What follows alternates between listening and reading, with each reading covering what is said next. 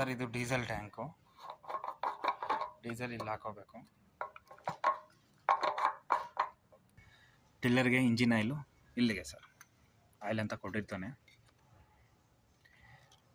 ಈ oil cap ತೆಗೆದಿರ್ತೀನಿ. ಈ oil sir 20W40 stroke oil. Engine oil automobile ಆಪಲ್ಲಿ ಅಲ್ಲಿ ಕೇಳಿದ್ರು ನಿಮಗೆ ಸಿಗುತ್ತಿದ್ದು.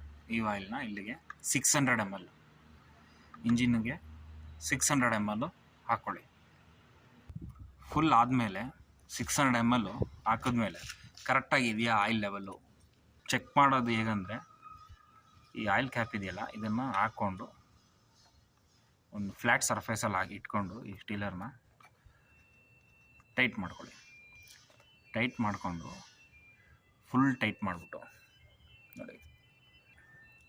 ನೋಡಿ ಫುಲ್ ಟೈಟ್ ಆದಮೇಲೆ ಇದನ್ನು ತಿರ್ಗಾ ಓಪನ್ ಮಾಡಿಬಿಟ್ಟು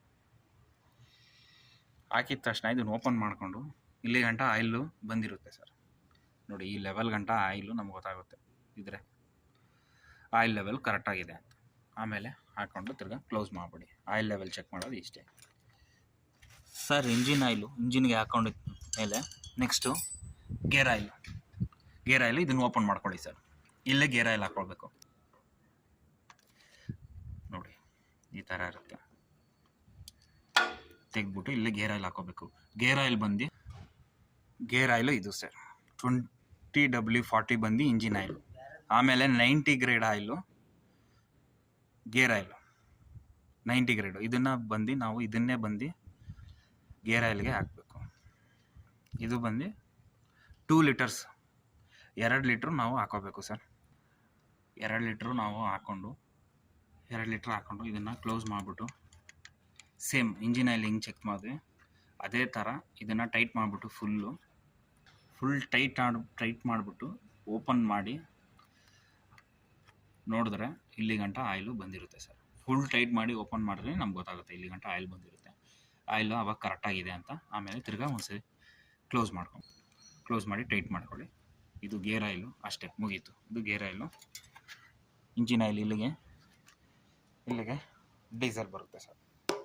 ನೆಕ್ಸ್ಟು ಇದ್ರದ್ದು engine oil sir. Engine oil change ಮಾಡೋದು first 25 hours, next 50 hours, next 75 hours, ಆಮೇಲೆ 100 hours ಚೇಂಜ್ ಮಾಡಿದ ತಕ್ಷಣ ಆಮೇಲೆ ನೆಕ್ಸ್ಟು 100 hours ಒಂದೊಂದು ಟೈಮ್ಗೆ ನಾವು ಚೇಂಜ್ ಮಾಡ್ಕೊಂಡು ಹೋಗಬೇಕು ಸರ್ ಇಂಜಿನ್ ಆಯಿಲು. ಸೇಮ್ ಅದೇ ಥರನೂ ಗೇರ್ ಆಯಿಲು ಅಷ್ಟೇ. ಫಸ್ಟ್ 25 hours, ನೆಕ್ಸ್ಟ್ 50 hours, ಆಮೇಲೆ 75 hours, ಆಮೇಲೆ 100 hours, ಆಮೇಲೆ ಫುಲ್ ನೆಕ್ಸ್ಟ್ 100 hours ನಾವು ಚೇಂಜ್ ಮಾಡಿಕೊಂಡು ಹೋಗಬೇಕು. ಗೇರ್ ಆಯಿಲು ಸರಿ, ಇಂಜಿನ್ ಆಯಿಲು ಸರಿ. ಇದು ಇಂಜಿನ್ ಆಯಿಲ್ ಮೈಂಟೆನೆನ್ಸ್ ಇದು, ಮತ್ತು ಗೇರ್ ಆಯಿಲ್ ಮೈಂಟೆನೆನ್ಸ್.